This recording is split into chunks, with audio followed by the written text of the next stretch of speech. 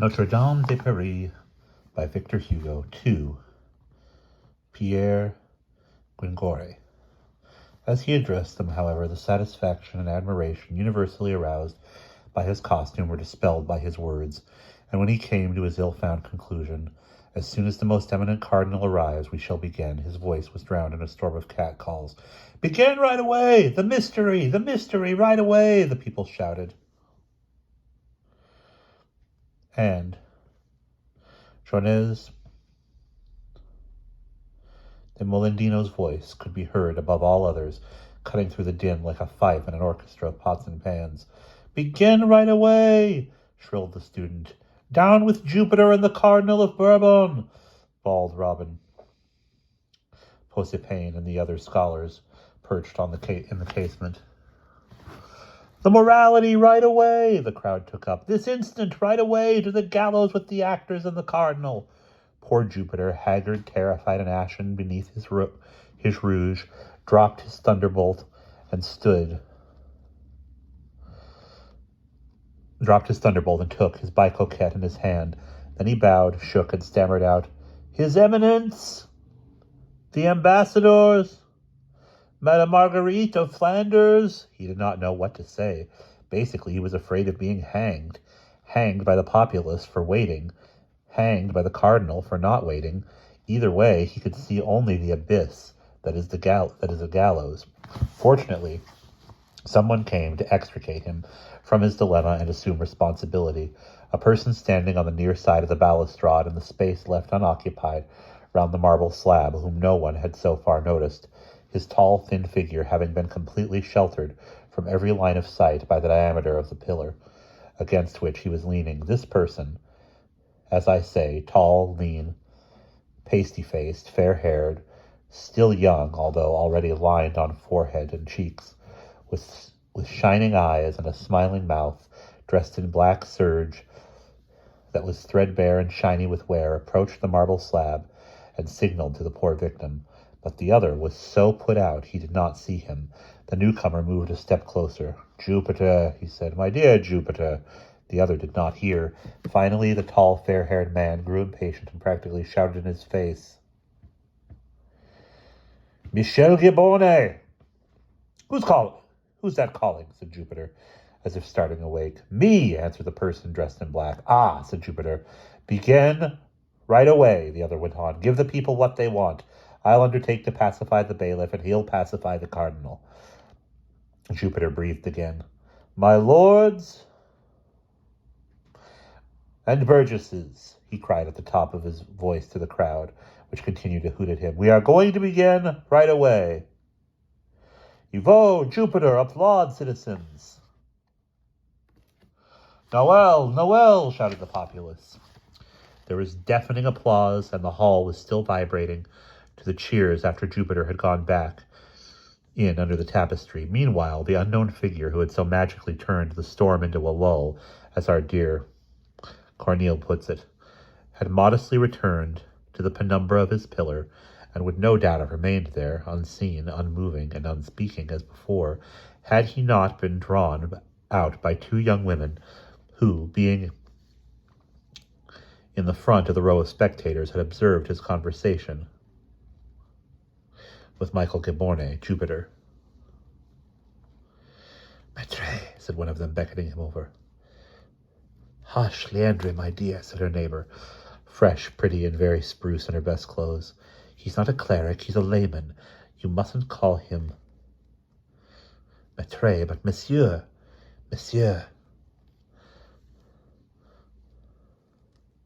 said Leonarde. The stranger came up to the balustrade. "What can I do for you, mademoiselles?" he asked eagerly. "Oh, nothing," said Leonarde, covered in confusion. "It's my neighbor, Gisquetta Giancine, who wants to speak to you." "No, it isn't," Gisquetta put in, blushing. "It's Leonarde who said Maître to you, and I said you should say Monsieur." The two girls lowered their eyes. The other, who was only too ready to engage in conversation, looked at them with a smile. "So you've nothing to say to me, mademoiselles?" "Oh, nothing at all," answered Gisquette. Nothing, said Leonardo. The tall, fair-haired young man made as if to withdraw, but the two inquisitive girls did not want to lose him. Monsieur, Gisquette said quickly, with the impetuosity of a floodgate opening or a woman making up her mind. So you know the soldier who's going to play the part of the Virgin Mary in the mystery play? Do you mean the part of Jupiter? The unnamed man resumed. Ha ha, yes. Isn't she silly? So you know Jupiter? Michel Giborne? Said the unnamed man. Yes, madam. He's got a gorgeous beard, said Leonardo. Will what they're going to say up there be beautiful? Asked Gisquette shyly. Very beautiful, mademoiselle, replied the unnamed man without the slightest hesitation. What will it be? Said Leonardo. The right judgment of the Virgin, or morality, if it please you, mademoiselle. Ah, that's different, Leonardo went on. A brief silence followed, broken by the stranger. It's a brand new morality that hasn't been used yet. So it's not the same one as they gave 2 years ago on the day of Monsieur Legate's entry, said Gisquette. When there were 3 beautiful girls playing characters as sirens, said Leonardo. And stark naked, added the young man. Leonardo chastely lowered her eyes. Gisquette looked at her and did likewise. He went on smiling. And a very pleasant sight it was. Today it's a morality written expressly for the princes of Flanders. Will they sing pastorals? Really, said the stranger, in a morality play we mustn't get the genres muddled up. If it had been a satire, all well and good. That's a pity, Gisquette went on. That day,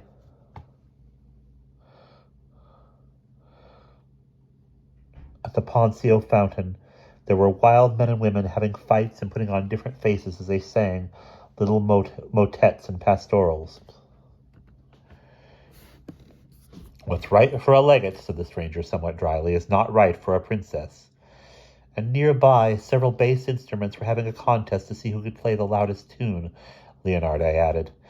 And to refresh the passers-by, Gisquette continued, the fountain was spouting wine, milk, hippocras out of 3 mouths, which anyone who wanted could drink. And just below the Poncelle, Leonardo preserved, at the Trinity there was a tableau of the Passion, but without speaking. I remember, exclaimed Gisquette. God on the cross and the 2 thieves to the right and left. At this point, the young gossips, warming to the memory of the legate's entry, both began to talk at once. And further on, at the Porta-Pientres, there were other people very richly dressed. And at the St. Innocent fountain, that hunter pursuing a hind with a great noise of dogs and hunting horns. And at the Paris Chamblaise, those scaffolds representing the fortress of Dieppe. And when the legate passed, Gisquette, you know, they sounded the assault, and the English all had their throats cut. And there was a lovely tableau against the gate of Châtelet, and on the Pont au Change, which was draped all over, and when the legate passed, they released more than 200 dozen birds of every sort above the bridge. It was very beautiful, Leonardo. It will be more beautiful today. Finally put in their interlocutor, who seemed to be listening to them impatiently. Do you promise us the mystery will be beautiful? Said Gisquette. Certainly, he replied then. He added with some emphasis, Mademoiselles, I am its author. Really? Said the girls, flabbergasted. Really, answered the poet, puffing his chest a little. That is to say, there are 2 of us. Jehan Marchand, who sawed up the planks and directed the framework of the stage and all the woodwork, and I, who wrote the play. My name is Pierre Gringoire, the author of La Cid, could not have announced more proudly. Pierre Corneille. Our readers may have noticed that a certain length of time must have elapsed between the moment Jupiter went back under the tapestry and the moment when the author of this brand new morality suddenly revealed himself to the simple-minded admiration of Gisquet and Leonarde. Remarkably enough, this great crowd, so turbulent a few minutes earlier, was now waiting submissively after the actor's promise, which goes to prove the eternal truth, still tested every day in our theaters, that the best way to make an audience wait patiently is to declare that you are about to start right away. The student, Jonas, however, had not dropped off to sleep. "Yo, you!" he suddenly shouted in the middle of the expectant hush that had followed the upheaval. "Jupiter, Madam Virgin, Devil's Tumblers, are you having us on? The play, you start or we shall start again." They needed no further prompting.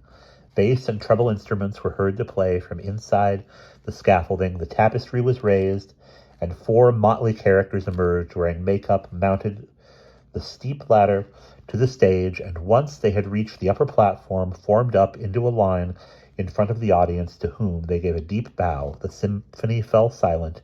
The mystery was starting. The 4 characters accepted ample repayment for their bows and applause, and then, in the midst of a religious silence, launched into a prologue which we shall gladly spare the reader. In any case, as still happens in our own day, the audience was even more taken up with the costumes they were watching than with the parts they were reciting, and this, indeed, was only right. They were all 4 of them wearing half-yellow, half-white robes, only distinguishable from each other by the material they were made from. The first was gold and silver brocade, the second silk, the third wool, and the 4th sacking. The first character carried a sword in his right hand, the second 2 gold keys, the third a pair of scales, and the 4th a spade. And to assist such lazy intellects as might be able to see through these transparent attributes, there could be read, embroidered in huge black letters at the foot of the brocade robe, "My name is nobility." At the foot of the silk robe, "My name is clergy." At the foot of the woolen robe, "My name is commerce." At the foot of the sacking robe, "My name is tillage." The gender of the 2 masculine allegories was clearly displayed for any discerning spectator by their shorter robes and the tasseled caps they wore, while the 2 female ones were less abbreviated and wore hoods. It would have needed much ill will also not to gather from the poetry of the prologue that tillage was married to commerce and clergy to nobility, and that the 2 happy couples were joint owners of a magnificent gold dolphin, which they intended to award only to the greatest beauty. They thus went through the world in search and quest of this beauty, and after having successfully turned down the queen of Golconda, the princess of Trebizond, the daughter of the great Khan of Tartary, and so on and so forth, tillage and clergy, nobility and commerce had come to rest themselves at the marble slab of the Palais de Justice, and spout at the worthy audience all the sentences and maxims which could then be expanded to the faculty of arts on the examinations, sophisms, determinations, figures, and acts at which masters of arts acquired their degree cups. It was all, indeed, very beautiful. Meanwhile, as the 4 allegories competed in swamping it with metaphors, there was no ear more attentive, no heart more athrob, no eye more haggard, no neck more craned anywhere in the crowd than the eye, ear, neck, and heart of the author, of the poet, good Pierre Gringoire, who, a moment before, had been unable to resist the delights of telling 2 pretty girls his name. He had returned behind his pillar a few feet away, and there he listened, watched, and savored. The good-natured applause that had greeted the opening of his prologue still reverberated deep inside him, and he was utterly engrossed in that sort of ecstatic contemplation with which an author sees his ideas falling one by one from the mouth of an actor into the silence of a vast auditorium. Worthy Pierre Gringoire. It pains us to say so, but this first ecstasy was very soon disturbed. Hardly had Gringoire carried this intoxicating cup of joy and triumph to his lips before a deep gall was added to it. A ragged beggar whose takings had suffered, lost as he was in the midst of a crowd, and who had no doubt failed to find adequate compensations in his neighbor's pockets, had had the idea of perching himself in some prominent position so as to attract both eyes and alms. During the opening lines of the prologue, therefore, and with the help of the pillars of the reserved platform, he had hoisted himself up on the cornice along the bottom of the balustrade, and there sat down to solicit the attention and compassion of the multitude, with his rags and with a hideous sore that covered his right arm. For the rest he uttered not a word. His silence allowed the prologue to proceed without hindrance, and no noticeable disturbance would have ensued had ill luck not decreed that the student Jonas should become aware of the beggar and his ridiculous pantomime from on top of his pillar. A wild laugh took hold of the young rogue, and unconcerned about interrupting the performance and breaking from the general concentration, he gave a hearty shout. "I say, that counterfeit crank is asking for alms." Anyone who has tossed a stone into a pond full of frogs, or fired a gun into a flock of birds, will have some idea of the effect these incongruous words had in the midst of the general attentiveness. Gringoire shuddered as if from an electric shock. The prologue stopped dead, and all heads turned in uproar toward the beggar, who, far from being put off, saw the incident as a good opportunity for gain, and began to say plaintively, half closing his eyes, "Alms, please give me your alms." "Well, damn it all," Jonas went on.